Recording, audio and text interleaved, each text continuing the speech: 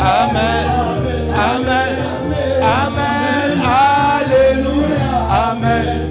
Amen. Amen. Amen.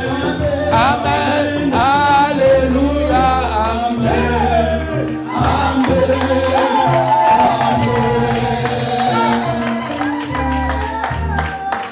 Amen. Amen.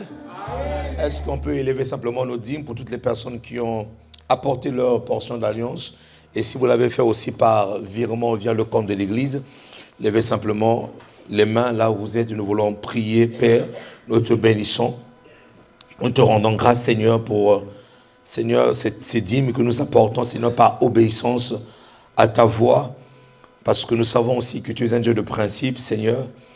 Nous prions, mais si nous prions sans principe, Seigneur, nos prières sont vaines. Alors nous voulons simplement accompagner nos prières, Seigneur, des actions concrètes, des actions d'obéissance. Te demandons, Seigneur, de les recevoir et de faire en sorte que, Seigneur, cela puisse servir pour l'avancement de ton œuvre. Par le nom de Jésus-Christ de Nazareth, les saints disent Amen. Amen.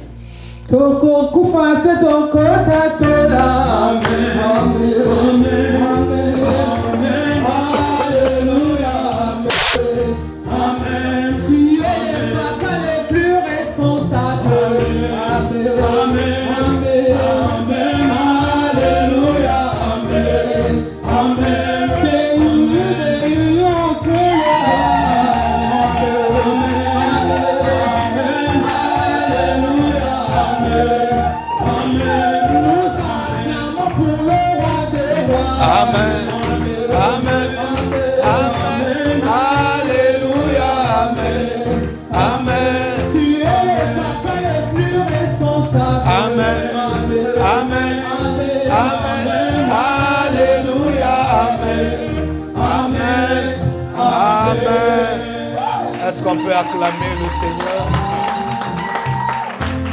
Est-ce qu'on peut pousser des cris de joie? Au nom de Dieu. Amen. Est-ce qu'on peut prendre place dans sa merveilleuse présence? Il est le papa le plus responsable.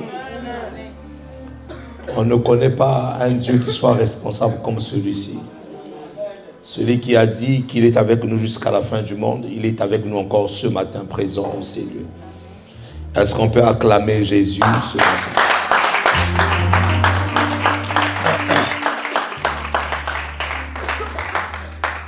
Amen. Je vous salue tous au nom de notre Seigneur Jésus.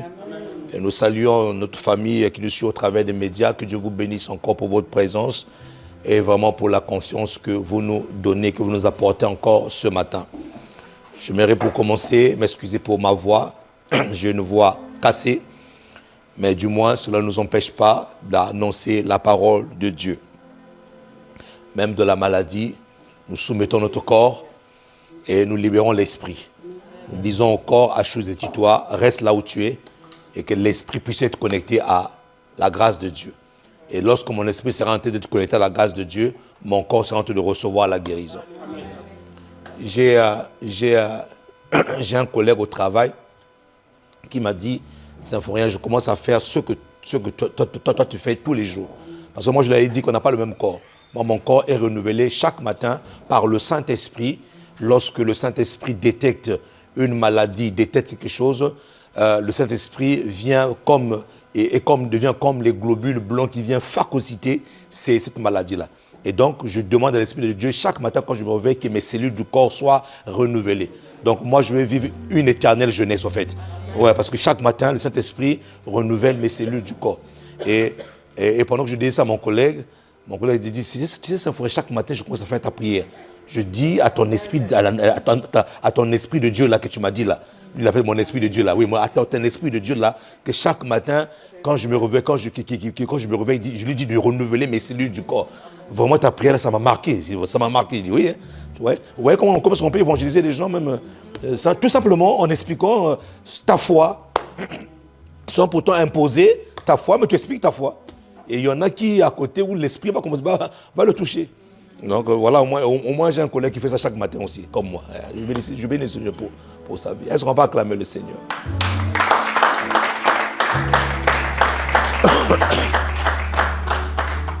Alors j'aimerais simplement encore insister une fois de plus pour la prière. Nous sommes vraiment en train de prier cette année. Je bénis Dieu quand j'ai entendu mars 21, ici là les gens acclament le Seigneur. Je dis waouh Seigneur, merci parce que ça c'est le signe du réveil. Quand les gens commencent à acclamer parce qu'il y a la prière, je dis waouh Seigneur, c'est que les gens ont compris. Quand on dit prière que les gens n'acclament pas, les gens sont là, je dis oh ça m'inquiète. Quand les gens acclament parce qu'on a dit prière, ça veut dire que c'est un signe que les gens commencent à se réveiller, c'est un signe que les gens commencent à aimer vraiment la présence de Dieu et la prière. Amen. Amen. Donc on va vraiment prier. L'AP Trésor a annoncé un programme important ici là. C'est que tous les jeudis maintenant, l'église sera en prière. Donc je pense que nous sommes déjà au mois de février. À partir de dimanche prochain, on va commencer à mettre une liste au niveau de l'accueil, que toutes les personnes qui veulent jeûner ce jeudi-là puissent s'enregistrer et on vous donnera le sujet qui va avec. Le but, c'est de faire vraiment 24 heures de prière. C'est-à-dire que toute la journée, l'église est en prière par rapport à un créneau horaire que toi, tu vas choisir. Donc, nous commencerons, par exemple, de 5 heures jusqu'à 19 heures, parce qu'à 19 heures ici, nous avons culte. Nous avons culte devant le trône, où vraiment les gens viennent s'aiguiser dans la présence de Dieu. Et donc, nous commençons de 5 heures à 19 heures. Les gens prient. Ou même, je pourrais même dire qu'on va le faire... on va le faire comme ça. On va le faire de 5 heures à 19 heures. Et toutes les personnes qui ont jeûné viendront ici justement pour pouvoir clôturer cette prière. Et donc, nous allons faire en sorte que tous les jeudis que l'église soit en prière. Qui me dit Amen ici, là? Voilà. Et en même temps aussi, nous avons un camp de jeunesse. Vraiment, j'insiste, les jeunes, inscrivez-vous. Nous allons aller prier. Prier ne tue pas. Au contraire, prier, ça fait du bien. Nous avons appris dans les cours des disciples que prier, c'est la respiration de la nouvelle création. C'est la respiration. Une personne qui arrête de prier, qui n'a pas une vie de prière, je ne vois pas comment est-ce que ta vie spirituelle va avancer. Une personne qui ne prie pas et qui n'écoute que la parole, la personne sera bancale. Une personne aussi qui prie seulement tout le temps et qui n'écoute pas la parole, sa vie aussi sera bancale. Donc il vous faut de l'équilibre. Et ramener, au fait, associer la parole de Dieu et la prière. Donc l'église doit être en prière tous les jeudis. Donc toi, les jeudis, tu viens, tu prends ta plage horaire. Il y aura une liste là-bas avec les plages horaires, tu marques ton nom. 2 heures de prière, où que tu sois, quoi que tu aies de faire, prie le Seigneur. Reste, même si tu es au travail, reste en attitude de prière. Tu peux être en train de travailler, mais ton esprit est connecté. Qui me dit Amen? Voilà. Tu peux être en train de marcher, mais ton esprit est connecté. Tu peux être... Il y en a qui arrivent à prier seulement lorsqu'ils sont enfermés dans la chambre. Non. Tu dois aussi apprendre à prier, même là où il y a du bruit. Même là où les gens sont en train de faire des va-et-vient. Toi, tu es là, tu connectes ton esprit et tu pries le Seigneur. Ouais, ça c'est aussi une manière de dire que non, tu es discipliné au fait. Et que tu es discipliné à la voix de Dieu. Qui me dit Amen ici là? L'église va être en prière. Donc je pense qu'à partir du dimanche prochain, les AP vont nous mettre cette liste-là au niveau de l'accueil. Lorsque le culte finit, au niveau de l'accueil, il y aura une personne, tu viens, tu marques ton nom et tu marques ta plage d'horaire et respecte cette plage d'horaire-là. Et le jeudi soir, nous venons justement pour clôturer. Amen. Amen. Qui peut acclamer le Seigneur pour tous ces problèmes. C'est une manière de vous faire comprendre qu'il n'y a pas de réveil s'il n'y a pas la prière. Voilà. Tu peux beau dire que non, je vais me réveiller, mais si tu ne pries pas, mon ami, ton réveil risque de tarder. Mets ta main droite sur le cœur. Nous voulons prier pour la parole. Seigneur, merci pour ta parole. Merci de venir nous aiguiser encore, Seigneur. Nous avons besoin de toi, besoin de ta présence, besoin que tu nous conduises, besoin que tu nous parles, besoin que tu étires notre mentalité, besoin que tu nous instruises. Et oui, Seigneur, l'instruction, nous en avons besoin, Seigneur, pour marcher avec toi, pour accomplir des choses avec toi. Nous avons besoin, Seigneur, que tu nous parles, que tu imprimes en nous ta pensée, que tu imprimes en nous ta parole. Seigneur, que tu nous fasses grandir, que tu nous déploies, parce que assurément ton œuvre a besoin de nous. Ton œuvre a besoin des hommes qui sont étirés. Ton œuvre a besoin des hommes, Seigneur, qui ont compris ta parole. Ton œuvre a besoin, Seigneur, des personnes qui sont équipées. Alors aide-nous, Seigneur, encore ce matin, par ton esprit, par le nom de Jésus-Christ. Nous avons ainsi prié, nous disons Amen. Acclame pour la parole de Dieu. Acclame pour la parole de Dieu. Acclame pour la parole de Dieu. Amen. Dis avec moi le réveil de l'esprit. Éphésiens 5, verset 14, notre verset principal. Il est toujours important pour nous de revenir à notre verset principal. Cela nous permet de garder le cap et de montrer justement là où nous sommes en train de partir.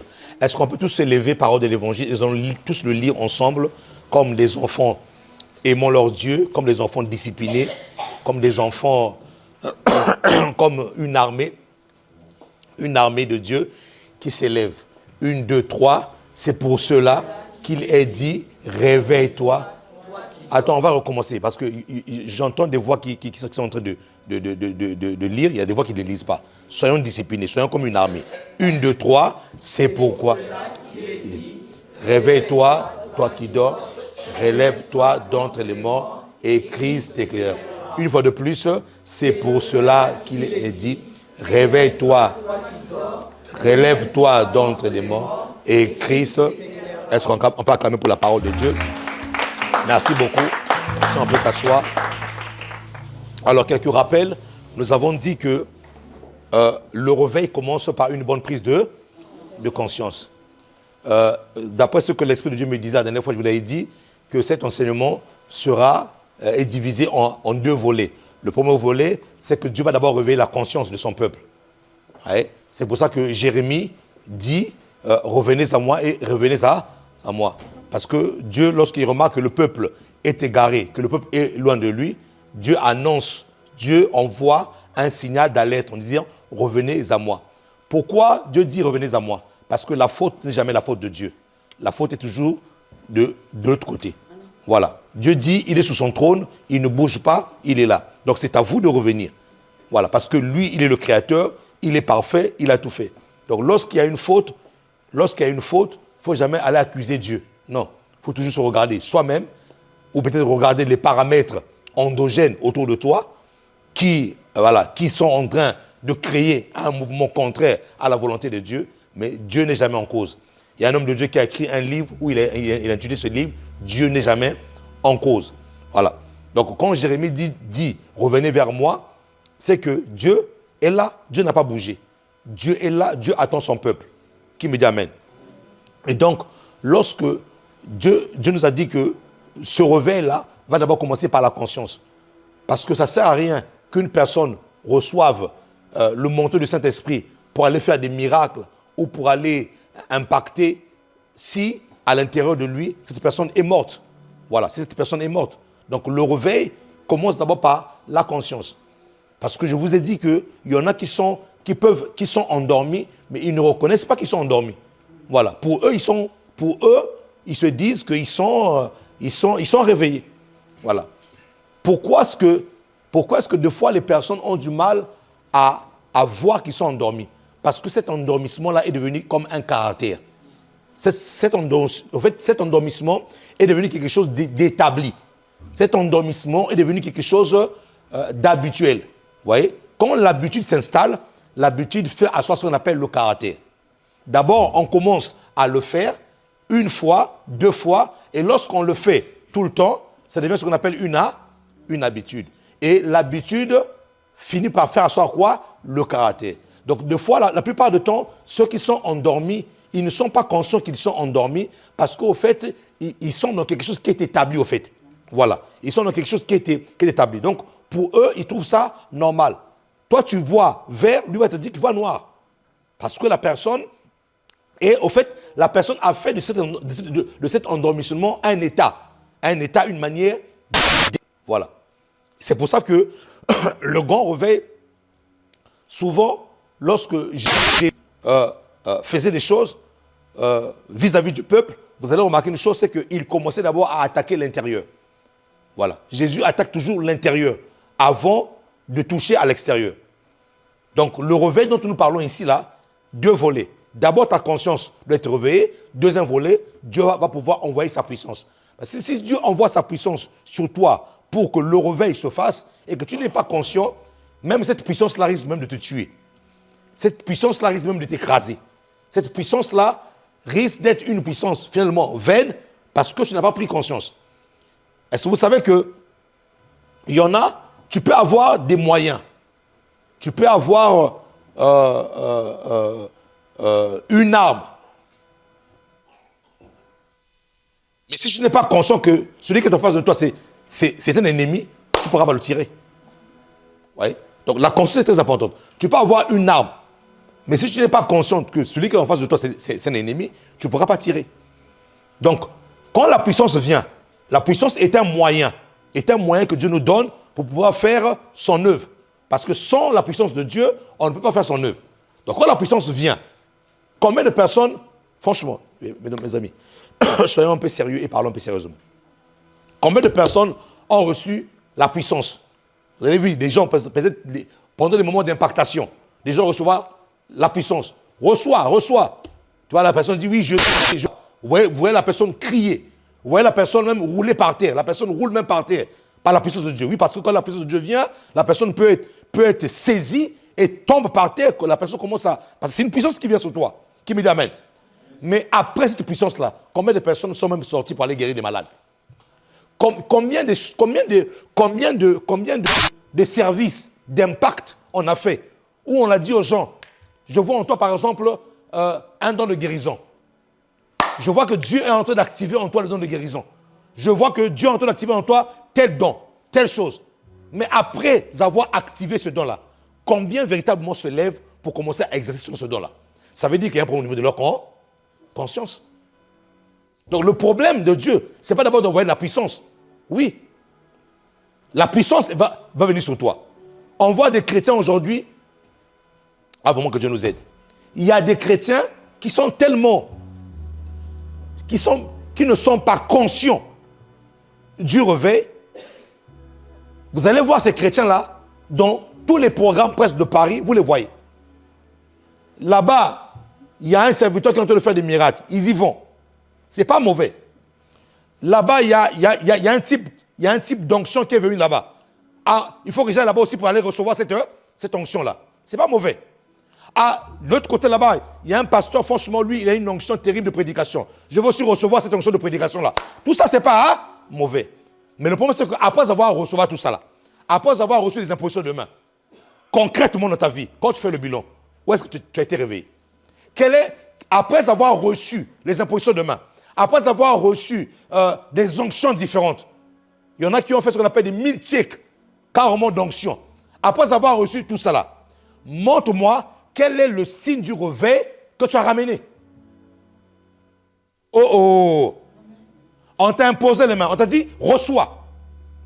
Reçois l'onction pour guérir les malades. Reçois l'onction pour la prédication. Reçois ceci.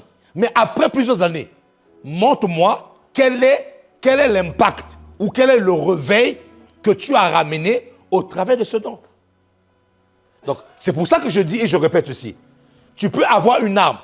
On peut t'avoir équipé pour quelque chose. Mais si tu n'es pas conscient que tu as reçu quelque chose et que le monde n'attend plus que ça pour être guéri ou pour être consolé, pour faire ceci.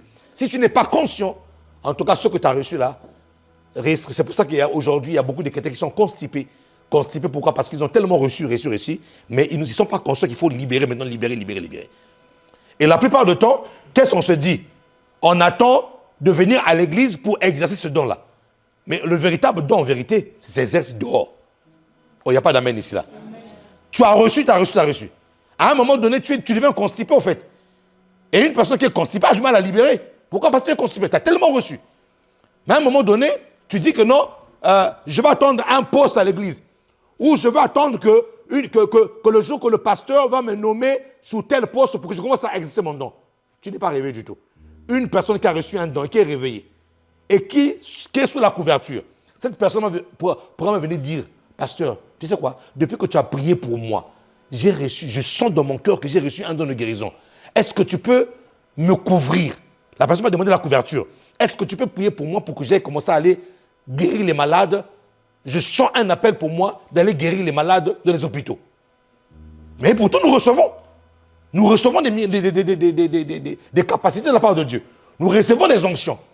Mais qui est déjà venu dire, pasteur, depuis que tu as prié sous ça, j'ai reçu telle chose, mais là, je sens qu'il faut que je fasse ceci. Les gens ne le font pas. Donc, ça veut dire quelque part que tu as reçu quelque chose, mais tu es endormi. Ta conscience, tu n'es pas conscient que tu as reçu quelque chose. Tu es endormi. Donc, c'est pour ça que le premier volet de ce message, ce n'est pas d'abord reçois, c'est d'abord réveille-toi. Ce n'est pas d'abord reçois, c'est d'abord il faut que je me lève. Ce n'est pas d'abord reçois, c'est d'abord Saint-Esprit, montre-moi là où il y a un, ça ne va pas chez moi. Ce n'est pas d'abord reçois, où aller, c'est Saint-Esprit, dis-moi qu'est-ce que je dois ajuster. Là où ma conscience ne voit pas telle ou telle autre chose, réveille-moi sous tel domaine. Qui me dit Amen ici là? C'est très important. C'est pour ça que nous revenons à chaque fois sur ce verset. Réveille-toi. C'est pour cela qu'il est dit, réveille-toi d'abord. Toi qui dors. Donc il y a un moment de dormir, il y a aussi un moment de se réveiller. Si vous voyez une personne qui a commencé à dormir depuis hier soir à 20h jusqu'au lendemain 20h, il faut aller vérifier. Ça se trouve la personne est morte. Donc il y a un temps pour il y a un temps pour s'endormir et il y a un temps pour se réveiller. Il y a un temps pour venir à l'église et assister les autres en train de faire, mais je te dis qu'aussi il y a un temps pour que toi aussi quand même, que tu rentres dans l'œuvre et que tu commences à faire sortir tous les dons que tu as mis en toi pour que d'autres personnes puissent en bénéficier. Ah, il n'y a pas d'amen ici là. Il y a un temps où, oui, je viens, j'écoute le pasteur Séphorin prêcher, mais pendant que le pasteur Séphorin prêche ici là, est-ce que vous savez que pendant que je prêche ici là, il y a des gens qui sont en eux l'appel de pouvoir prêcher? Est-ce que vous le savez ou pas? Mais ces personnes font quoi? Ils sont endormis. Donc il y a un temps où toi tu viens à l'église, où on s'occupe de toi, qui me dit amen. Il y a un temps où tu viens à l'église là, tu viens à l'église, on s'est occupé de toi. C'est-à-dire qu'on t'a pris comme un bébé qui vient de naître. On t'a donné du lait. Il y a des personnes qui ont veillé sur ton âme. Et même quand toi tu ne priais pas là, il y a des gens qui prient pour toi. Sache que même quand toi tu n'as pas prié, attention, je ne suis pas en train de te encourager à ne pas prier, mais je te dis une chose. Par rapport à ton niveau spirituel là, par rapport à ton incompréhension de bébé spirituel, quand tu ne pries pas, il y a une équipe qui prie pour toi chaque jeudi et chaque vendredi. Il faut que tu comprennes ça. Maintenant, il faut que tu comprennes une chose. C'est que quand une personne, ça c'est ton époque où tu es endormi spirituellement. Et quand tu es endormi spirituellement, ça veut dire quoi? Il y a certaines réalités de la vie que tu ne comprends pas. Un bébé n'a pas la même compréhension qu'une personne qui a 10 ans, 15 ans, 20 ans. D'accord? Et quand tu es encore bébé, tu es encore dans une étape d'endormissement parce qu'il y a des choses pour lesquelles tu n'es pas éveillé. Et quand tu es encore dans cette étape-là, il faut qu'on te surveille. Tu es encore un enfant. C'est pour ça qu'il y a des adultes dans la foi, des personnes qui sont plus matures, qui sont plus aiguisées, qui prient pour vous. Et de fois même, ces personnes-là vous appellent au téléphone comme si c'est devenu presque comme si de l'harcèlement en fait. Mais en fait, ce n'est pas de l'harcèlement. C'est parce que ces personnes-là ont un fardeau de te voir toi aussi un jour être réveillé. Oh, qui peut acclamer le Seigneur ici là? Oui.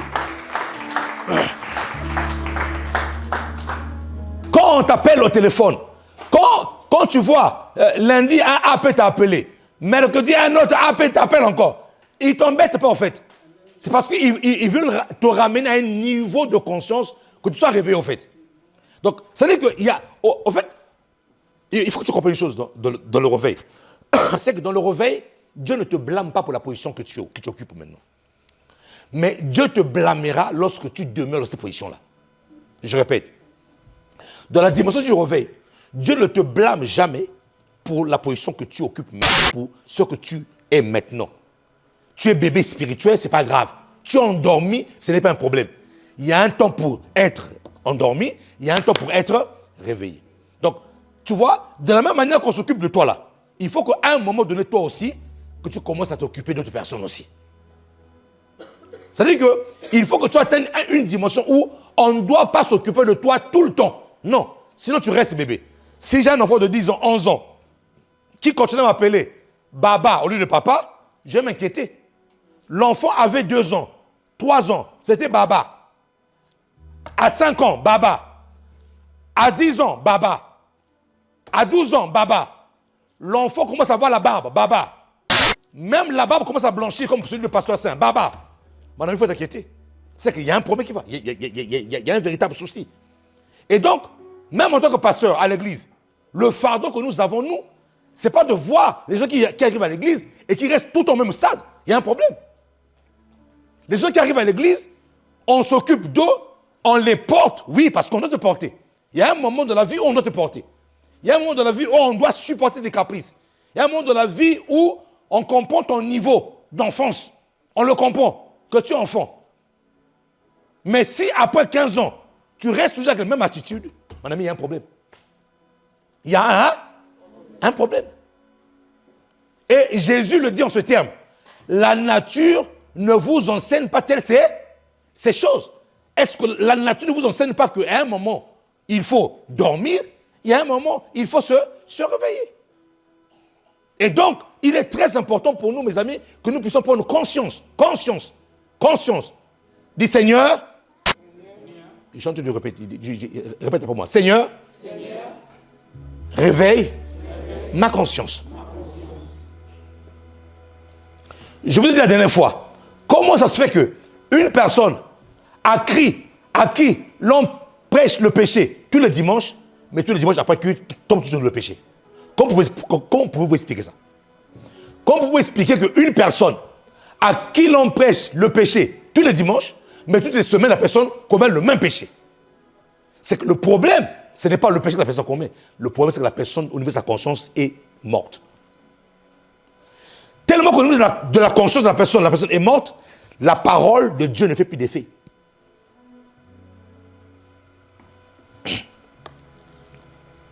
Qui me dit amen ici? Amen.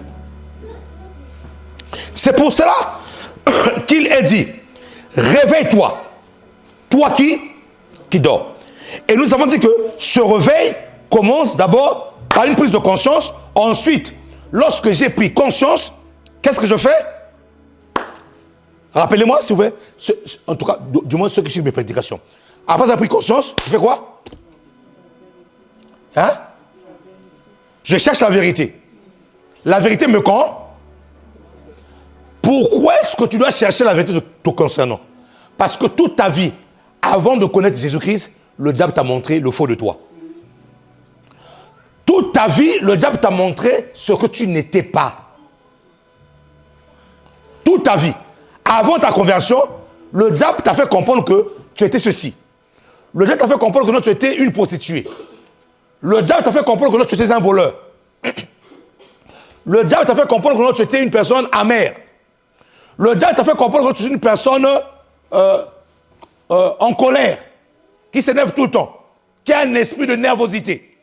Le diable t'a fait comprendre que non, tu n'auras pas d'enfant. Le diable n'a pas...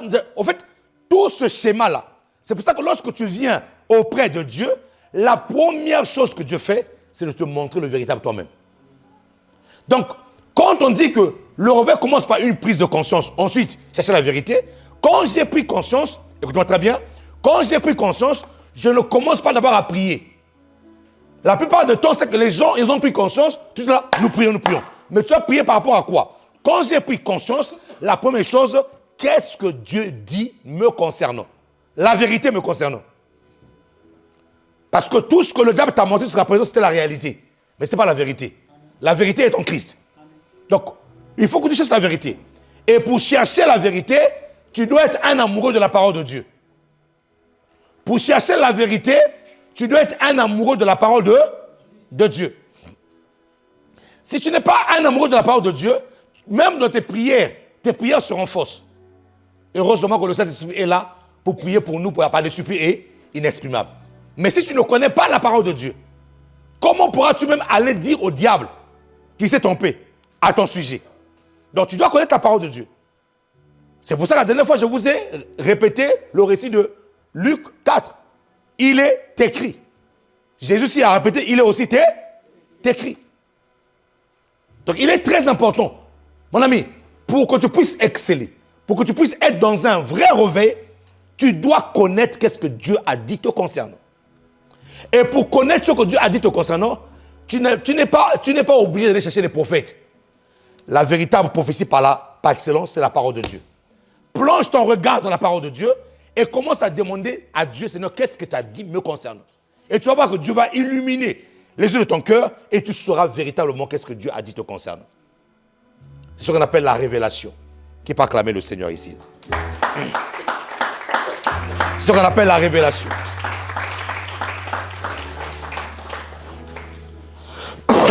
Amen. Et le Saint-Esprit m'a rajouté quelque chose d'autre. On avait dit après, normalement on avait dit ceci. Suivez-moi très bien mes amis. Normalement on avait dit ceci. Qu'après avoir pris connaissance de la vérité, de qui je suis, normalement c'était la discipline. Mais l'Esprit de Dieu m'a dit, non, c'est faux. Avant de... C'est ça aussi la bonne qualité d'un prédicateur. Lorsqu'il est allé trop vite en besogne, il faut qu'il revienne un tout petit peu. Être capable de dire que non, oui, c'est vrai ce que j'ai dit, c'est la vérité, mais il y a un élément qui manquait. Et l'Esprit de Dieu ce matin me disait une chose, c'est qu'il y a un élément que tu as oublié entre la connaissance de la vérité et la discipline. L'élément que tu as oublié au milieu là, mon fils, c'est quoi? C'est la repentance. Marque la repentance. Donc, premièrement, bonne prise de conscience. Deuxièmement, connaître la vérité me concernant. Quand je connais la vérité me concernant, je fais quoi? Je me répands. Ouais, je vois que tu es choqué. Tu sais pourquoi tu es choqué? Parce que le message de la repentance est moins prêché dans les églises ces temps-ci. Les gens ne se repentent plus.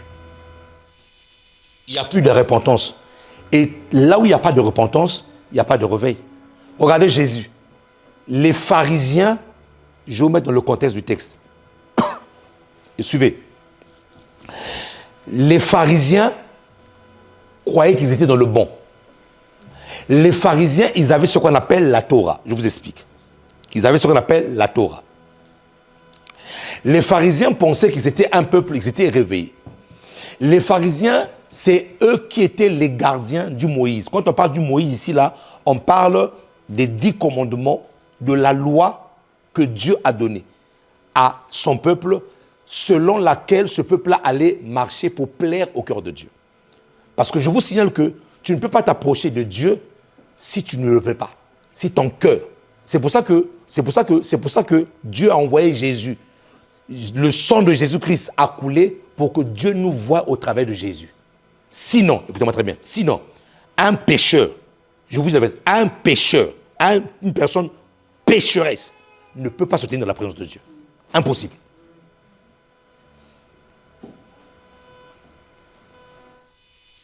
Pourquoi? Parce que déjà là où Dieu est, c'est sainteté. Ça veut dire que, regardez, Moïse monte sur le mont Sinaï. Il arrive dans la présence de Dieu. La première chose que Dieu lui dit, ôte tes sandales. Ôte quoi tes sandales. Pourquoi? Parce que ces sandales-là représentaient l'Égypte.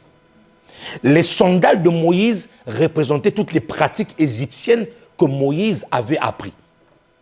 Les sandales de Moïse symbolisaient le péché. Et donc, suivez-moi très bien, lorsque Moïse arrive sur la montagne, Dieu lui dit, ôte ces sandales. En deux termes, ôte-moi le péché que tu as là. Parce que, n'oubliez pas aussi que ce même Moïse-là, lorsqu'il a fui l'Égypte, il avait tué quelqu'un là-bas. Donc, il y avait un son qui criait dans ses mains.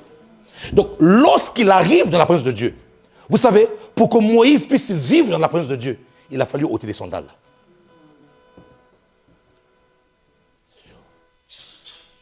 Moïse a fait ce que les souverains sacrificateurs faisaient à l'époque lorsqu'ils entraient dans le lieu saint. Lorsqu'ils entraient dans le lieu saint, ils devaient se purifier d'abord eux-mêmes. Et ensuite purifier le péché du peuple. Et déjà, je vous ai dit ici, là, lorsqu'il allait maintenant traverser le Saint des Saints, on devait quoi? Lui attacher une corde au niveau de Parce que le lieu dans lequel il devait entrer était appelé lieu très saint. C'est-à-dire que, en fait, ce que j'ai compris, ce n'est pas Dieu qui allait les tuer. C'est la nature de sainteté de Dieu qui allait tuer la personne, en fait. Ça va? Ça va? C'est comme si Dieu allait lever sa main pour le frapper. C'est sa nature. En fait, c'est ce qu'il est. Dieu, c'est ce qu'il est. C'est pour ça qu'il est écrit dans le livre de Hébreux, cherchez la paix avec tous et la sanctification sans laquelle personne ne peut voir Dieu. La paix, oui, mais s'il y a la paix sans sanctification, tu ne peux pas voir Dieu. C'est-à-dire que tu ne peux même pas t'approcher de Dieu. C'est pour ça que le sacrifice de Jésus à la croix était un sacrifice primordial. Un sacrifice primordial, pourquoi? Parce que c'est au travers de Jésus que Dieu nous voit. Je vous assure que si Jésus ne pouvait pas, si Jésus n'était pas mort pour nos péchés, personne ici ne pouvait se tenir dans la présence de Dieu. Personne. Et aujourd'hui, nous voyons des chrétiens qui blaguent avec la présence de Dieu. Vous allez voir un chrétien venir à la présence de Dieu, pendant que tout le monde adore, lui il marche son chewing-gum. Ce chrétien-là est endormi. Ce chrétien-là est véritablement endormi. C'est-à-dire qu'il n'a pas la notion de la sacralité de Dieu.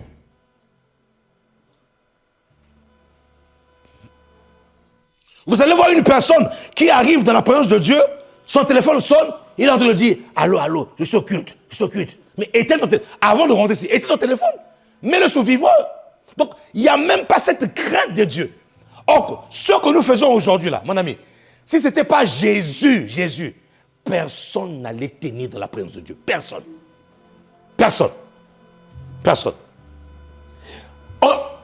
On allait avoir des scènes. À l'église où une personne qui rentre ici là.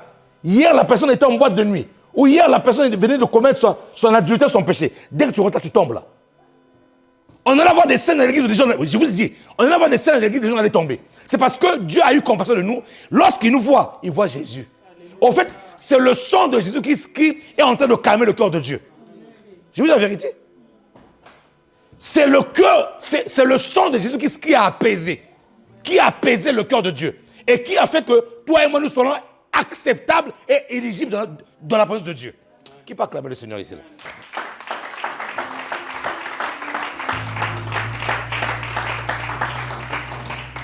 Donc, dans le processus du réveil, lorsque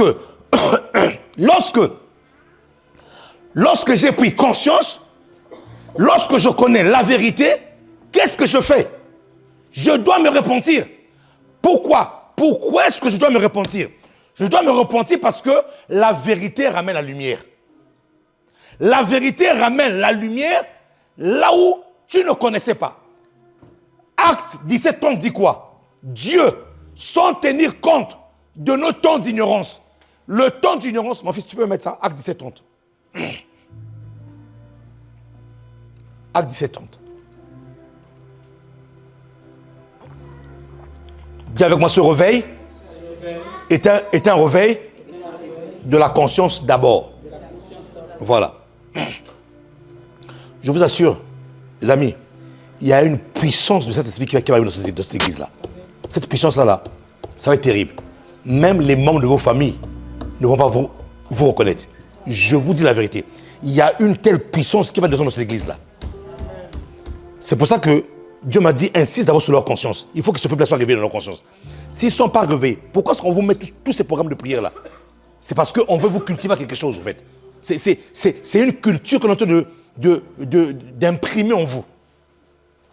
Mais je vous assure, mes amis, il y a un tel vent de puissance qui arrive dans cette église-là. Il va arriver dans cette église. Notez bien ceci. Il va arriver dans cette église un tel vent du réveil qui fera que même les enfants de 5 ans vont guérir des cancers des gens ici là.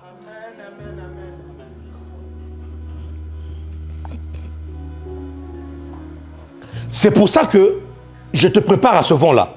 Mais je te prépare comment? Dans ta conscience. Regardez.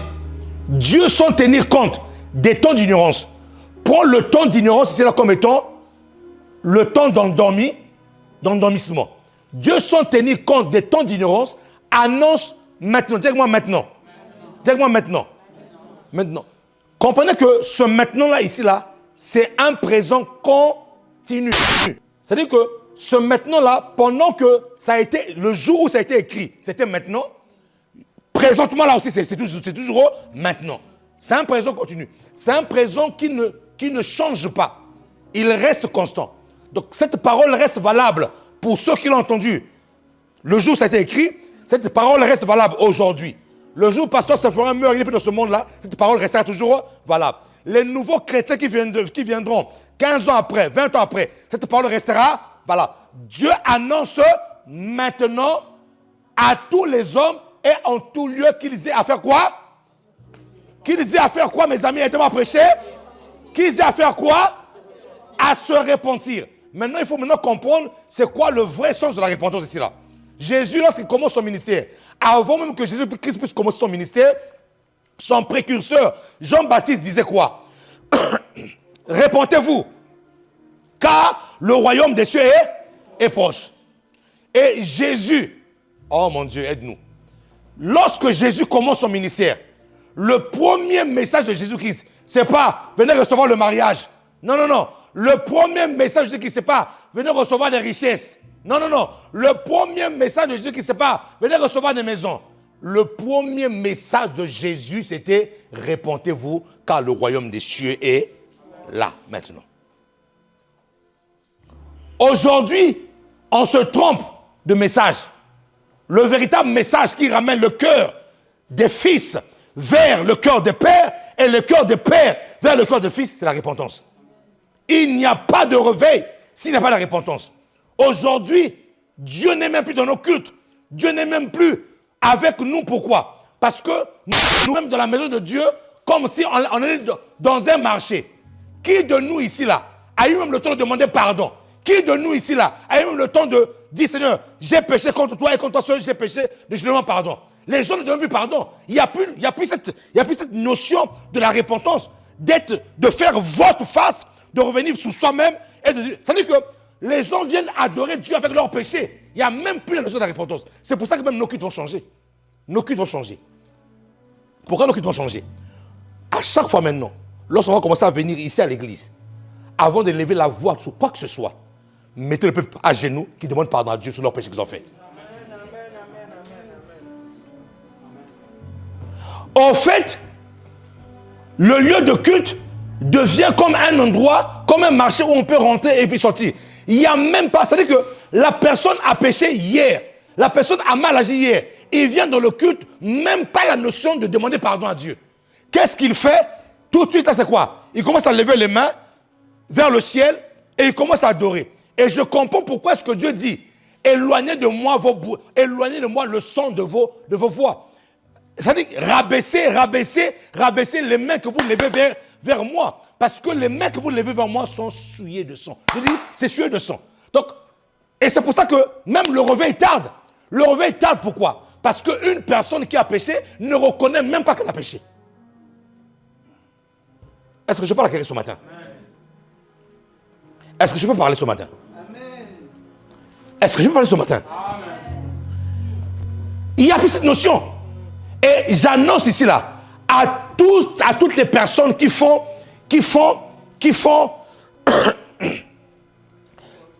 la médiation. Lorsque le culte commence, le culte ne commencera pas par un chant. Non, le culte commencera par demander pardon à Dieu. Qu'on soit deux pour commencer le culte, qu'on soit trois pour commencer le culte. On ne commence pas, Seigneur, oh, je t'adore. Non, non, non, non, non. Tu adores Dieu comment? Avec quel cœur tu adores Dieu? Tu viens d'injurier, tu viens d'insulter, tu viens de commettre un mal, tu viens de commettre une publicité, et tu vas adorer. Qui tu adores? Lorsque tu viens adorer avec cet état-là, de cœur, je dis la vérité, tu n'adores pas Dieu. Tu adores le voisin qui est de l'autre côté là-bas.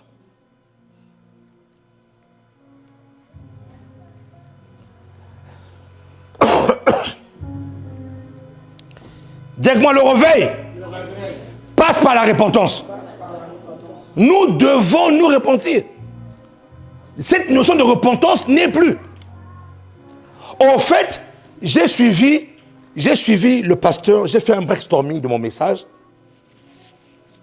Un brainstorming, c'est essayer d'aller voir un peu ce que les autres ont dit concernant le sujet.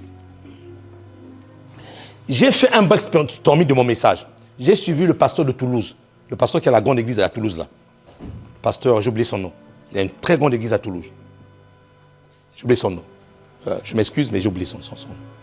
Il disait, ah non, franchement, j'aimais que Dieu bénisse ce pasteur. Il disait, mais quel est le Dieu qu'on a présenté aux chrétiens? Il disait, quel est le Dieu qu'on a présenté aux chrétiens? On a présenté aux chrétiens un Dieu qui sait donner le mariage. On a présenté aux chrétiens un Dieu qui sait donner les visas. Il y a des gens qui sont en Afrique qui prient pour les visas aujourd'hui, qui se disent chrétiens, mais leur chrétienté, c'est le visa. Le jour où ils ont le visa qui sont en France ici, là, il n'y a plus de foi. Ils commencent à parler au passé. J'étais un évangéliste. Tu étais. Maintenant, qu'est-ce que tu es devenu aujourd'hui? J'étais un intercesseur. Tu étais. Maintenant, qu'est-ce que tu es devenu aujourd'hui? J'ai été ceci. Tu étais. Maintenant, là, tu es devenu qui? Et j'ai aimé l'analyse de ce pasteur-là. Écoutez-moi très bien. Je ne suis pas en train de dire que Dieu n'est pas contre le mariage. Je ne suis pas en train de dire que Dieu n'est pas contre les bénédictions. D'ailleurs, tel que tu es là, tu es déjà béni. Amen. Mon ami, tu es déjà béni. Ce qui te manque, toi, ce sont des clés pour débloquer la bénédiction. C'est tout. Personne ici n'est maudit. Hein. Écoutez-moi très bien. Lorsque Adam a péché, Dieu n'a jamais maudit Adam. Dieu a maudit le sol. Donc, tu n'es pas maudit. Tu es béni de Dieu. Amen. Donc, il te manque simplement des clés pour débloquer, pour activer la bénédiction. C'est tout. Mais l'analyse de ce pasteur-là disait quoi? Qu'on a présenté à Dieu, ma fille, un Dieu seulement c'est celui qui bénit. Un Dieu c'est seulement celui qui donne du travail. Lorsque j'ai le travail, lorsque j'ai besoin du travail, je cours vers ce Dieu-là. Et c'est en ce moment-là que je jeûne. En fait, mes jeûnes, ce n'est même pas des jeûnes pour aller chercher la présence de Dieu, pour que Dieu me transforme. Mais mon jeûne, c'est parce que je cherche un travail. Et le jour où il y a ce travail-là, vous ne le voyez pas à l'église. C'est-à-dire que nous avons créé, nous avons fabriqué un peuple qui suit Dieu pour ce qu'il donne et non pour sa présence. Les gens n'aiment pas la présence de Dieu. Ils aiment ce que Dieu donne. C'est pour ça que même lorsqu'ils ont péché devant Dieu, ils n'ont pas la capacité de ressentir la douleur de Dieu qui s'est blessé, le cœur de Dieu qui s'est blessé. Ils n'ont même pas cette capacité de savoir que j'ai offensé mon Dieu. Et lorsqu'ils arrivent à l'église, tout ce qu'ils ont fait, lorsque l'équipe d'adoration commence à chanter, eux aussi, ils lèvent les mains à adorer. Mais celui que tu adores là, tu l'as offensé. Éphésiens 4, dit quoi? N'attristez pas le Saint-Esprit de Dieu par lequel vous avez été scellés. Nous avons été scellés par le Saint-Esprit. Et la Bible nous demande de ne pas l'attrister. La dernière fois, j'ai parlé à l'église ici, là, je leur disais, mais écoutez même quand vous venez à l'église en retard, est-ce que vous savez que vous offensez le Saint-Esprit? Le culte commence à 10h, toi tu arrives à 11h30. Et tu penses que l'Esprit est content? Mon ami, tu penses que l'Esprit est content? Et même quand tu lèves tes mains pour dire, Esprit bénis-moi, il va te bénir comment? Il est déjà offusqué dans son être. Il est déjà offusqué dans son esprit. Il est déjà offusqué. C'est pour ça qu'il n'y a pas de réveil. La guérison tarde à venir. Ce qu'on demande à Dieu comme bien, ce qu'on demande à Dieu comme réjouissance, ce qu'on demande à Dieu comme héritage ne vient pas. Pourquoi? Parce que c'est lui le Saint-Esprit qui monte et qui descend. C'est lui l'Esprit de Dieu qui va prendre et qui descend. Jacob a dit, je voyais une échelle qui montait sur le ciel, et je voyais les anges monter et faire quoi? Descendre. Mais si lui, il est offusqué, si lui, le Saint-Esprit dans son cœur, il est malade, tu l'as attristé, qu'est-ce qui va descendre du ciel? Qu'est-ce qui va descendre du ciel? Rien ne descend du ciel. Parce que tu ne t'es pas repenti. Moi, j'attends ici à l'église des gens qui viennent à l'église en retard, mais qui se mettent à genoux et disent, Seigneur, je demande pardon parce que je suis arrivé en retard à l'église. Je demande pardon. Mais ça, il n'y en a pas. Et on attend le réveil. Le réveil ne revient pas s'il n'y a pas de repentance. Le réveil ne vient pas s'il n'y a pas de repentance. Il n'y a pas de réveil, mon ami. Monte, descend. Papa, tu m'as abandonné. Dieu ne t'a jamais abandonné. Sa parole est oui et amen. Dieu n'a jamais abandonné une personne. C'est à toi de te recadrer, redimensionne-toi et Dieu va faire la chose.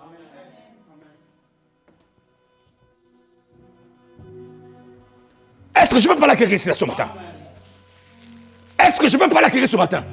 Et j'ai aimé l'analyse de ce pasteur. J'ai aimé son analyse. Il dit, nous avons présenté au peuple de Dieu un faux Dieu. Nous avons présenté au peuple de Dieu un Dieu seulement qui donne.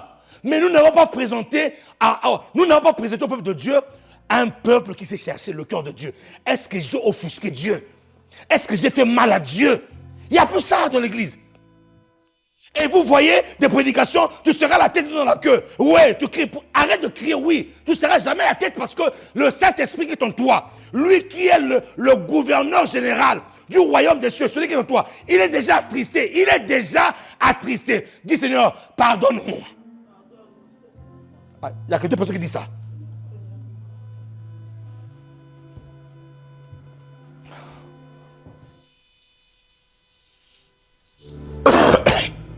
Oh mon Dieu, que Dieu nous aide.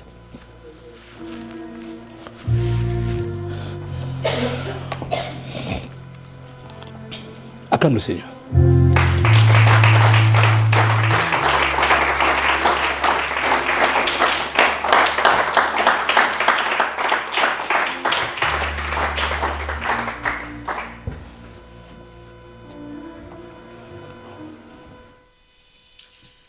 Jésus rencontre un aveugle né de naissance. Jésus le rencontre et ses disciples lui posent la question. Maître, Rabbi, dis-nous Rabbi, qui des deux parents ont péché?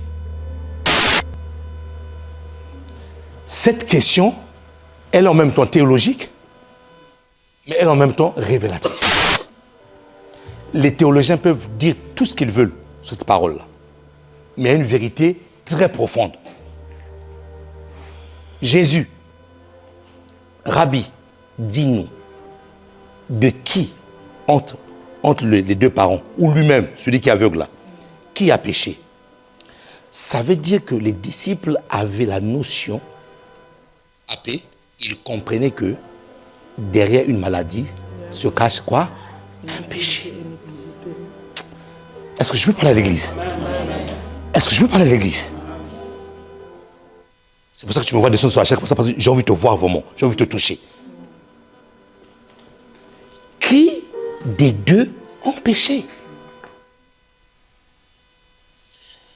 Ça veut dire que derrière quelque chose qui est désordonné dans ta vie, je ne dis pas tout le temps, hein, je dis pas tout le temps, peut se cacher un péché. Un péché. Et Jésus qui répond pour dire, non, c'est pour son cas à lui. C'est pour ça que j'ai dit que c'est pour son cas à lui. Ça veut dire, attention, pas d'amalgame ici. Je n'ai pas dit que derrière chaque chose que tu vis, il y a un péché. Non. C'est pour ça que Jésus qui se reprit, il a repris, il dit non, pour son cas là, c'est pas un péché. Mais au moins la question des disciples nous montre que derrière une maladie, il y a quoi? Il y a un péché. Mais pour ce cas-là, je vous dis que c'est ni son père, c'est même lui qui a péché, c'est pour que le nom de l'Éternel soit glorifié. Donc il y a des maladies qui sont envoyées pour la gloire de Dieu. Or, si tu ne savais pas que non, il y a des gens qui sont malades pour la gloire de Dieu, je t'informe aujourd'hui qu'il y a des gens qui sont malades pour la gloire de Dieu. Amen. Voilà. Et ces personnes-là ne mourront pas. Non, c'est pour la gloire de Dieu. Voilà, c'est tout. C'est pour que le nom de l'Éternel éclate dans sa vie, au fait. Voilà, c'est pour la gloire de Dieu. Maintenant, Jacques 1 nous dit quoi? Si quelqu'un parmi vous est malade, qu'il aille voir à partir du verset 5, je pense. Non, mais laisse-moi ce verset-là. Là, je donne seulement un verset comme ça, à partir du verset 5. Jacques 1, 5. Si quelqu'un parmi vous est malade, qu'il fasse quoi? Qu'il aille voir les anciens de l'église. Et que les anciens de l'église prient pour lui en nous ou un nom d'huile. En nous ou un nom quoi? D'huile. On prend l'huile, on le oint. Et plus loin, la Bible déclare, et s'il a commis quelques péchés, en d'autres termes, si sa maladie était liée à un péché, ces péchés lui seront pas pardonnés. Donc, Jésus traite d'abord le problème du péché Parce qu'il sait qu'en traitant le problème du péché, automatiquement la personne derrière, il y a une guérison qui est derrière.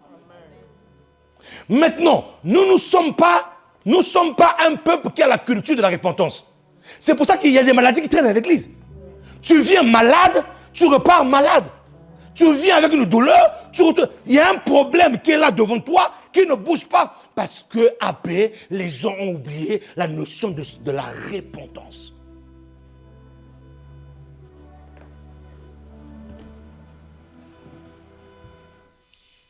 Il n'y a pas de réveil, mon ami, s'il n'y a pas cette notion-là.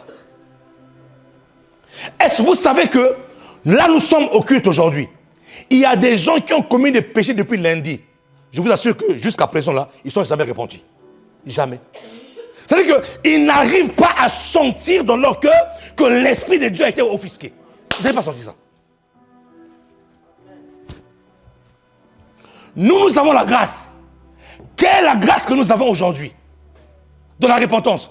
C'est qu'à l'époque où Jésus n'avait pas encore versé son sang, nous étions obligés d'attendre qu'un homme de la même nature que nous, choisi par Dieu, Lévi, qui doit se purifier lui-même.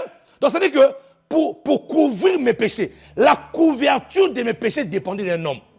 Si ce jour-là, ma fille, cet homme-là est malade, je garde mon péché avec moi.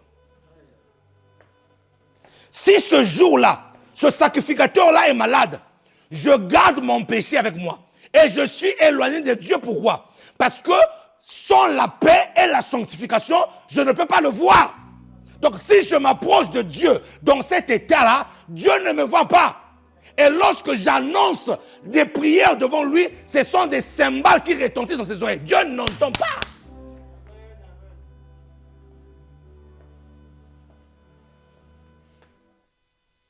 Ça, c'était la configuration d'un peuple qui devait attendre un homme. Un homme de la même nature que eux.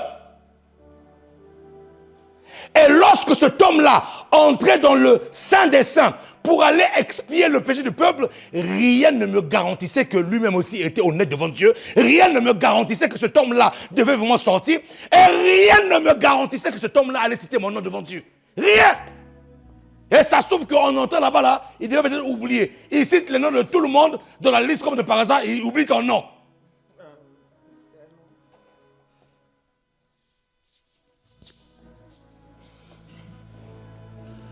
Rien ne me garantissait. Mais depuis Jésus,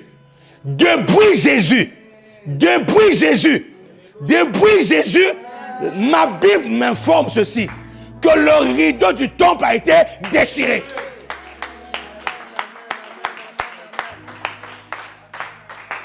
Les rideaux du temple, ce qui faisait voile, ce qui faisait obstacle, ce qui faisait que je ne rencontre pas mon Dieu face à face.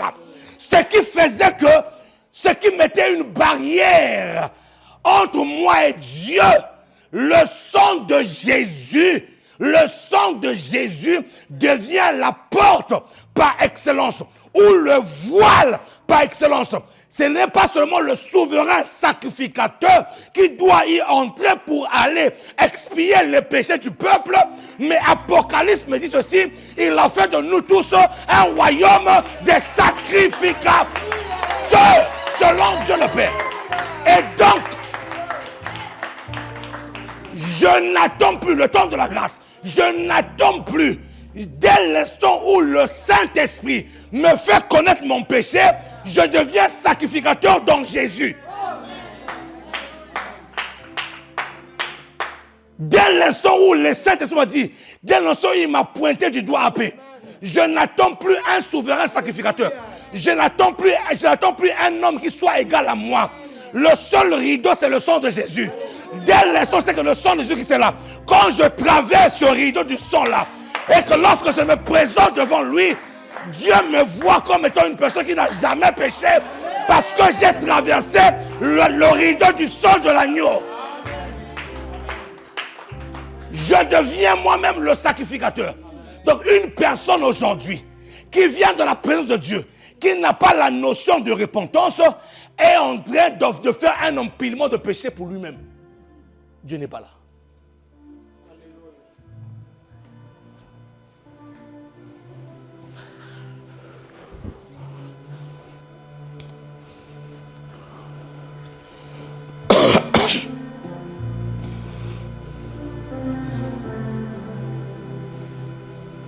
Dieu, sans tenir compte des temps d'endormissement, annonce maintenant à tous les hommes et en tout lieu qu'ils aient à se repentir.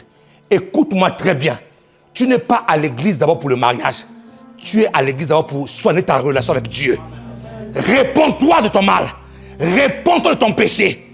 Parce que le jour où Jésus-Christ vient et que te trouve dans ce péché-là, moi je préfère une personne qui s'humilie. Je préfère une personne qui ne regarde pas son titre. Une personne qui ne regarde pas ce qu'il est, mais qui s'abaisse devant Dieu et qui demande véritablement pardon. Le jour où Jésus-Christ vient, mon ami, sois-en sûr que tu rentreras au ciel. Ils étaient deux voleurs. Un voleur à côté en train de jouer à l'arrogance. Il a été arrogant. Mon ami, tu es en train de mourir, mais tu es quand même arrogant. Tu as dit que tu es arrogant dans la mort. Il y a des gens, moi je ne comprends pas. Tu es arrogant dans la mort. Tu es en train de mourir, mais tu es arrogant. Mais il y en a un qui a été interpellé. Il dit, tais-toi. Nous, au moins, nous subissons ce que nous avons fait. Nous avons commis le mal. Mais lui, là, il est un innocent. Il n'a jamais fait mal. Aujourd'hui, Seigneur, si tu vas dans ton royaume, souviens-toi de moi. Quand il a dit, souviens-toi de moi, ce monsieur-là est en train de se repentir de ses péchés, mon ami. Il est en train de se repentir de ses péchés. Il est en train de dire à Dieu, j'ai fait du mal.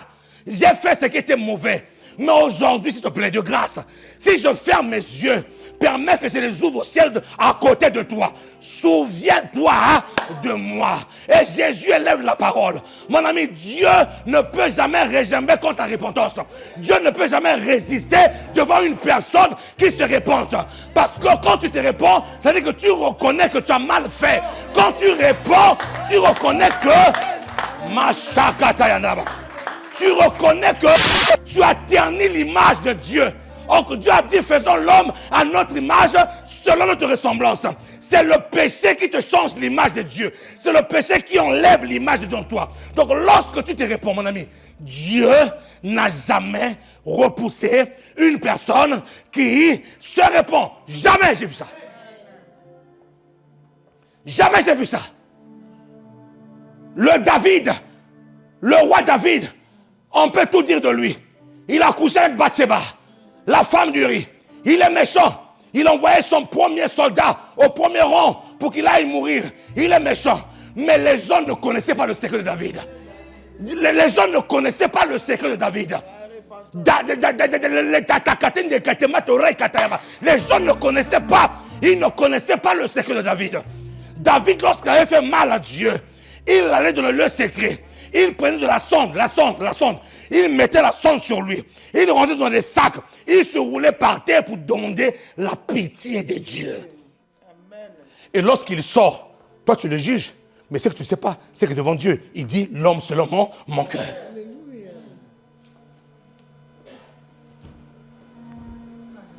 Toi tu le juges. Mais ce que tu ne sais pas, c'est qu'il vient de se repentir. Toi tu le juges. Mais tu ne sais pas qu'il a demandé pardon. Toi, tu le juges. Arrêtez de juger les gens à l'église. Vous les jugez, mais lui, devant Dieu, Dieu le voit nickel. Pourquoi? Parce que Dieu cherche des cœurs repentants.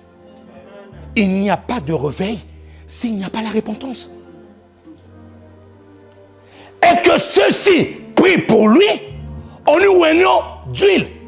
Et s'il a commis quelques péchés, ces péchés ne seront pas pardonner. Ça veut dire qu'il y a des choses que nous recevons dans notre vie, c'est lié au péché. Comment on peut venir à l'église malade, retourner malade, cette même maladie, ce même problème, mon ami. Quel est ce problème-là qui ne finit pas? À un moment donné, regarde-toi toi-même, demande à Dieu, Seigneur, est-ce que c'est pour ta gloire ou est-ce parce qu'il y a un péché qui est caché en moi? Ou c'est quelque chose que je trouve normal. Va devant Dieu, dis-lui, mais révèle-moi. Oui, il y a des maladies qui sont pour ta gloire. Mais ça là, ce que je vis là, est-ce que c'est pour ta gloire ou c'est un péché? Parce que de toute manière, il n'y a que deux options. La première option, c'est la gloire de Dieu. Deuxième option, c'est quoi? Il y a un péché caché. Donc, entre les deux, Seigneur, révèle-moi au moins un. Est-ce que c'est moi qui ai péché? Ou est-ce que ce que je vis, c'est pour ta gloire?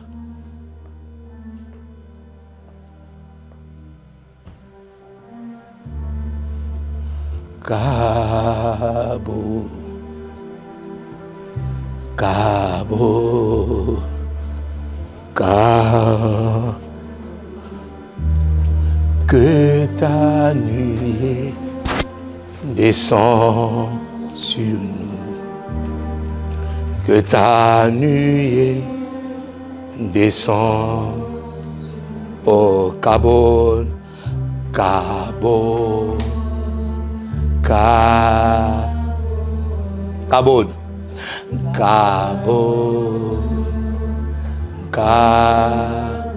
que ta nuée descend,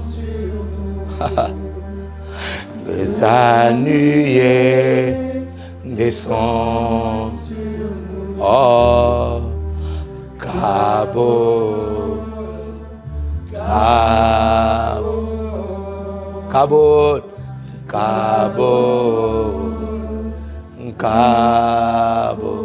que ta nuée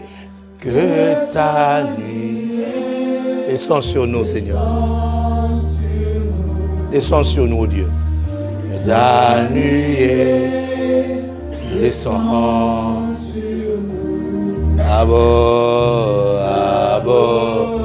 Lève ta voix, chante ce cantique. Chante-le en voyant la gloire de Dieu dans ta vie. Chante-le en libérant ton cœur. Que ta nuée descend sur. Que ta nuée descend. Est-ce qu'on peut le chanter comme une armée? Cabo, Cabo, Cabo, Cabo, que ta nuée, oh, ah, la nuée descend, oh, Cabo.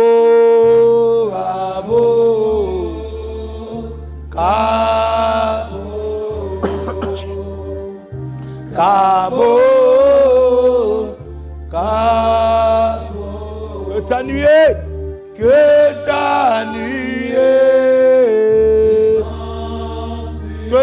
vienne briser, Seigneur, en nous. Brise en nous ce qui n'est pas de toi. Donne-nous un cœur repentant, Dieu. Oh. Oh, oh, que ta nuée, oh, donne-nous un cœur repentant, Seigneur. Oh,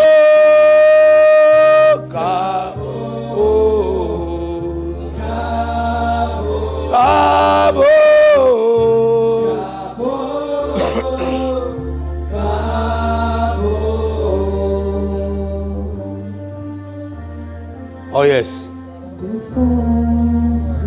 Kaladeda de brade de skayaba. Hareba de grade aussi. Oh, hareba inde de baya. Oh, Cabo, Cabo, Cabo. Que ta nuée descend. Nous te supplions, Dieu. Ta nuée descend. Oh, nous disons Cabo, Cabo. Nous disons Cabo. Oh,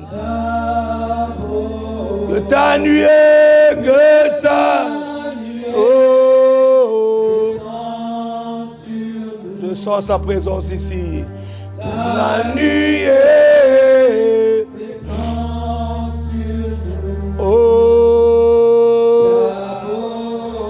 Kabot,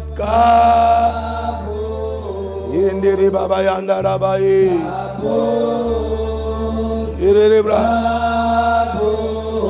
Oh oui, ta nuit. Monte en prière. Présente ton cœur à Dieu ce matin. Oh, Yahweh, Kabot, Abot, Kabot, tous ensemble ta nuée, ta nuée,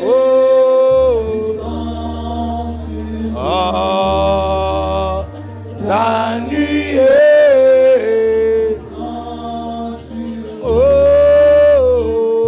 Kabot, Kabot,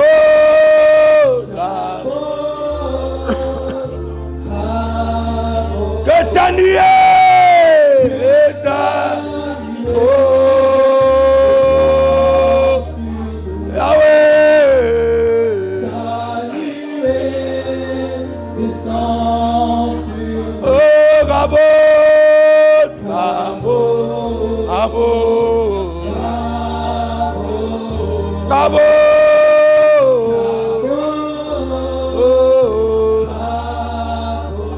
que ta nuée, que ta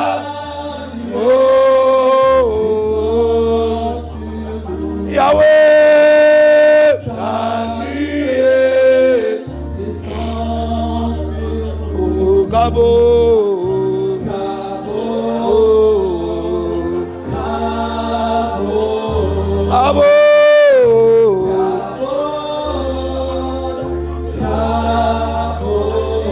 Ta nuée,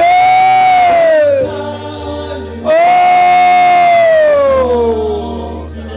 sa présence est là. La nuée descend. Nous disons Cabo, Cabo. Tous ensemble Cabo.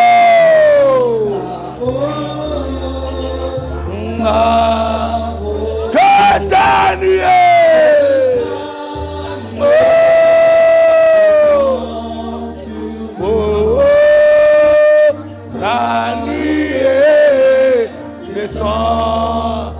Nous disons Cabo, Cabo, nous disons Cabo,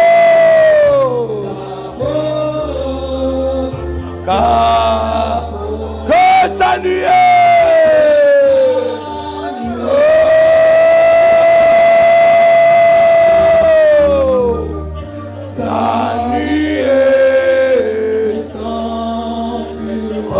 Cabo, Cabo, Cabo,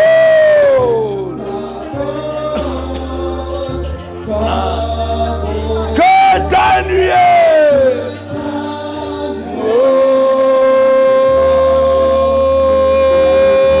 oh, ta nuée descend, oh, Cabo.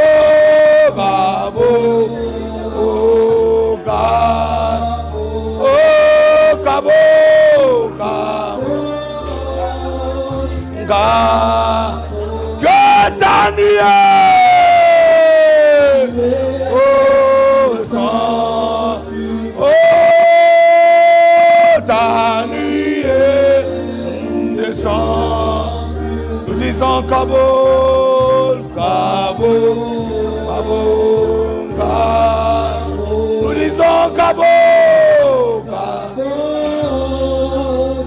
Cabo. Que ta nuée, oh, ta nuée, disons-le, Cabo, Cabo, oh, Cabo, yandere baye kata yandere bra, oh,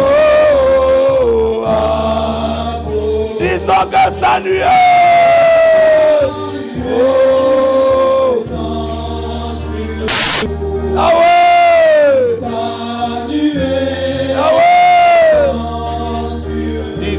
Cabo, Cabo, Cabo,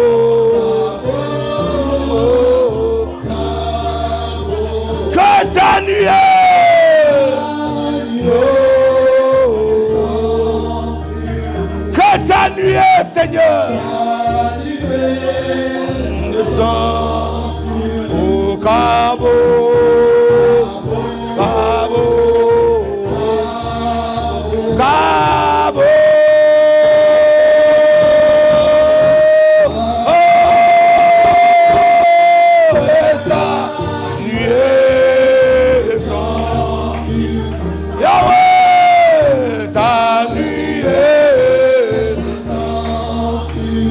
Le Cabo, Cabo, Cabo, Cabo,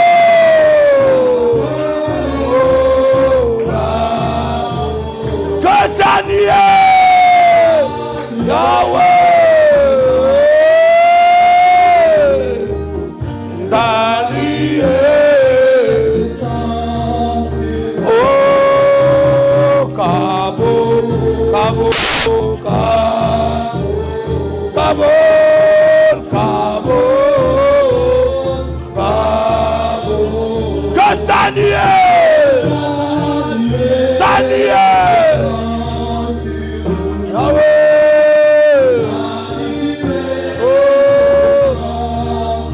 nous disons Cabo, Cabo, Cabo,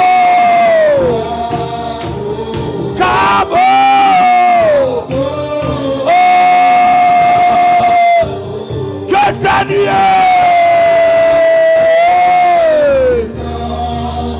Nous le disons, Cabo, Cabo, Cabo, Cabo, Yahweh ta nuée.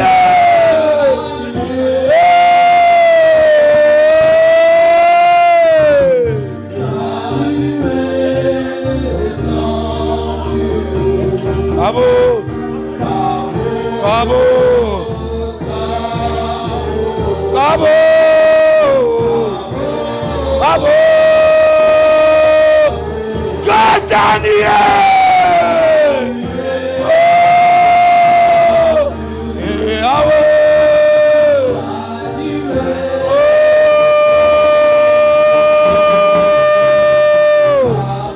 Cabo,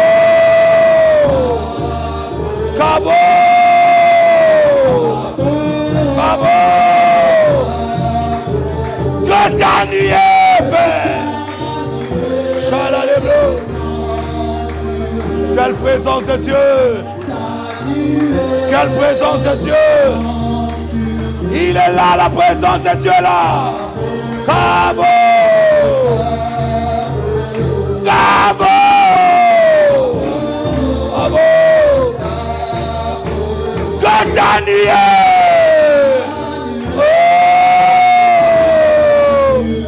Que ta nuée, oh, que ta nuée, Yahweh, disons Cabo, Cabo, Cabo, Cabo, oh Cabo, Cabo,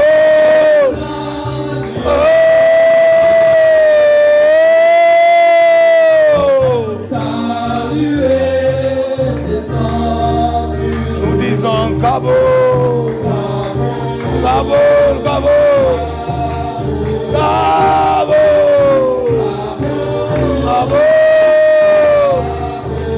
Cabo,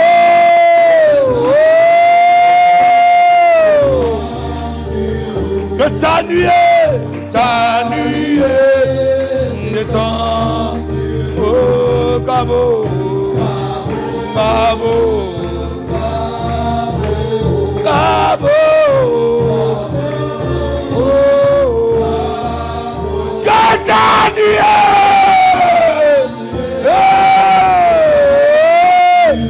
ta nuée, oh,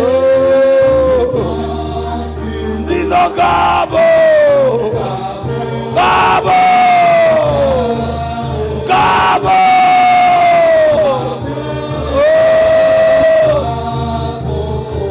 Daniel. Emmanuel les bras. Oh, nous le disons.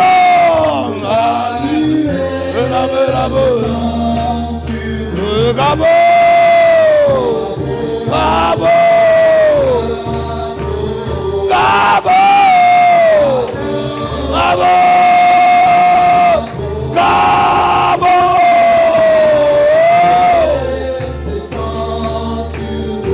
Mandele bosa ya ba.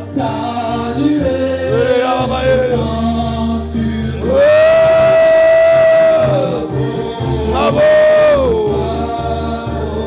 Gabo. Gabo.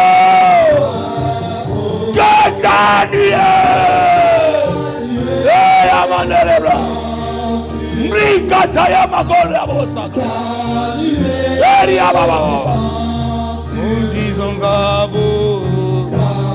Gabo. Gabo. Gabo. Daniel.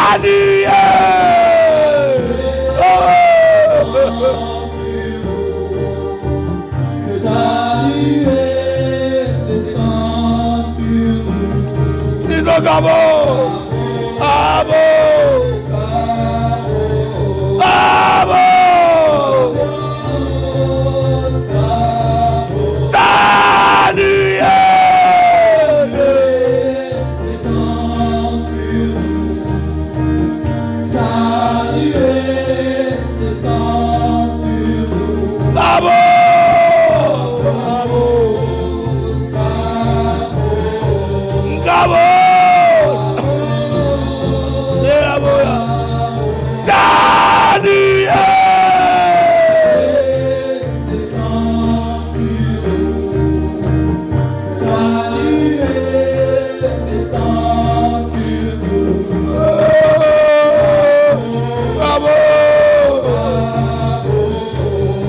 Bravo!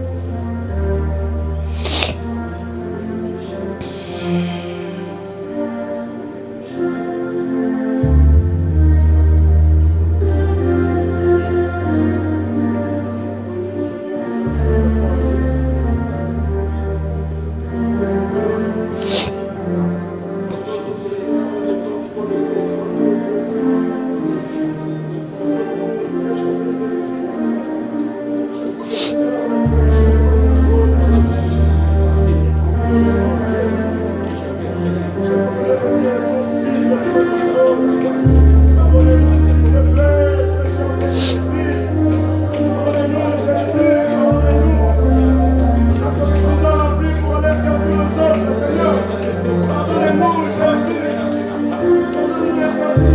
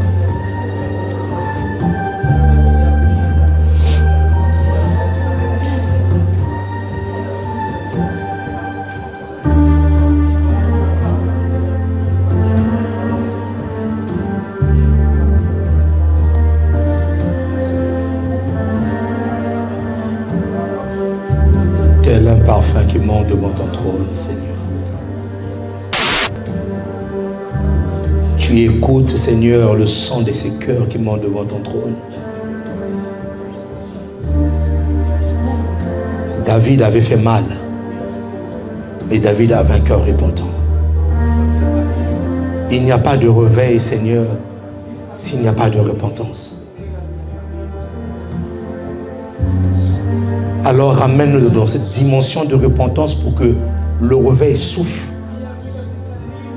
Pour que ce réveil souffle déjà en nous, que ça commence par nous. Avant de parler des autres, avant de dire des autres, avant de rejeter la faute à l'autre, Seigneur, commence par moi. Commence, Seigneur, par ma propre vie. Commence, Seigneur, par nous. Commence, Seigneur, avant d'aller, Seigneur, voir nos familles, avant d'aller voir même nos collègues. Commence par nous.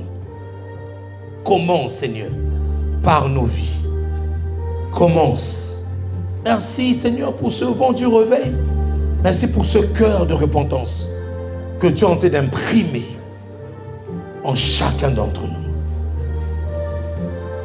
Merci pour ce cœur de repentance que tu es en train d'imprimer en chacun d'entre nous. Et tu entends, Seigneur, le son. Non pas le son d'une adoration, mais le son d'une personne qui dit pardonne-moi. Non pas, Seigneur, le son d'un chant, mais le son d'une personne qui s'humilie. Qui qu'il soit, peu importe le rang qu'il occupe, est en train de dire, Seigneur, je te demande pardon. Merci pour ce temps de grâce. Merci pour ta présence. Merci pour ces nouveaux cœurs que tu viens de nous donner. Quelqu'un s'élève là où il est et quelqu'un commence à acclamer le Seigneur. Quelqu'un commence à acclamer le Seigneur. Quelqu'un commence à acclamer le Seigneur. Quelqu'un commence à acclamer le Seigneur. Quelqu'un commence à dire, Seigneur, merci. Merci pour ce cœur que tu m'as donné. Merci pour ce cœur que tu m'as transformé. Que tu as transformé. Merci pour ce cœur de repentance. Seigneur, je ne viendrai plus dans ta présence avec comme un homme qui ne connaît pas, qui ne sait pas révérer ta présence. Merci pour ce cœur que tu me donnes. Au nom de Jésus-Christ. Amen. Acclame le Seigneur.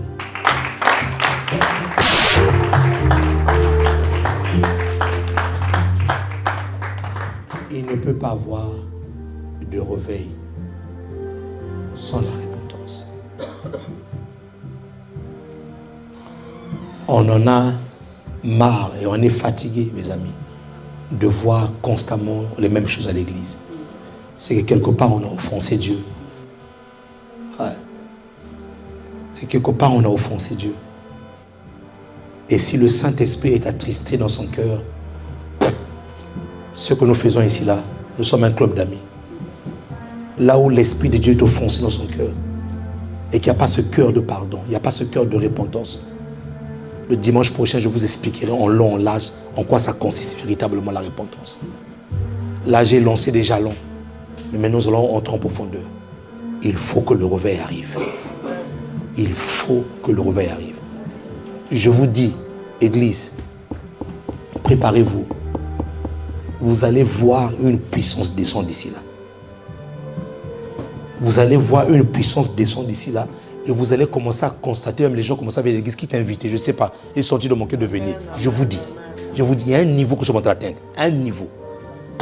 Nous sommes en train d'atteindre un niveau. Nous devons veiller en sorte que le Saint-Esprit ne soit pas offusqué. Ça passe par la repentance. Écoutez-moi très bien. David n'était pas meilleur. Non. David ne faisait pas les choses bien, David. Mais pourquoi Dieu l'appelle l'homme selon son cœur? Il avait un cœur de repentance. Un cœur qui savait dire, Seigneur, je suis faible. Seigneur, pardonne-moi. David n'était pas hautain. David n'était pas orgueilleux. Non. Comparé à Saül, qui se croyait tout arriver. Non, non. David savait s'humilier. David savait demander pardon. David ne regardait pas son rang social, qui il était. Non. C'est pour ça que le trône de David jusqu'à présent a été affermi. Vous savez pourquoi? Son trône était affermi jusqu'à présent. Et Dieu avait dit, il y aura toujours une personne de la ligne de David au trône. Toujours. Toujours. Je n'ai pas fait des recherches. Mais moi, je suis convaincu que même celui qui dirige Israël maintenant, là, doit être de la ligne de David. Je suis convaincu. Je suis convaincu. Pourquoi? Pourquoi? Parce que si nous voulons que ce peuple-là se réveille, si nous voulons être une église réveillée, mettons la repentance au centre des choses. Qui peut acclamer le Seigneur.